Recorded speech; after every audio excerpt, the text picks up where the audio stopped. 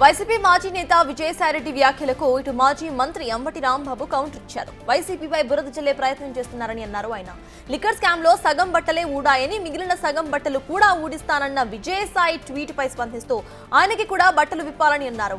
Party నుండి బయటకు వెళ్లారు కాబట్టి విజయసాయిరెడ్డి ఇష్టం వచ్చినట్టు మాట్లాడుతున్నారని విమర్శించారు అంబటి రాయుడు.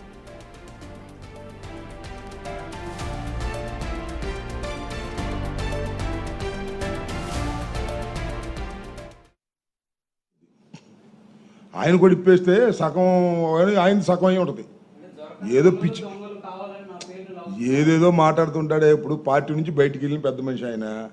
పార్టీ నుంచి బయటికి వెళ్ళిన తర్వాత మా మీద బురద జల్లడానికి సిద్ధించుకున్నాడు. చంద్రబాబు చేతిలోకి వెళ్ళిపోయాడు. ఏముంది దానిలో? ఏదైనా మాట్లాడతాడు. అలాంటి వాటికి ఏం సమాధానం చెబుతాం? అడ్డగోలుగా మాట్లాడే వాళ్ళకి. మా పార్టీ నుంచి బయటికి వెళ్ళిపోయాడుగా.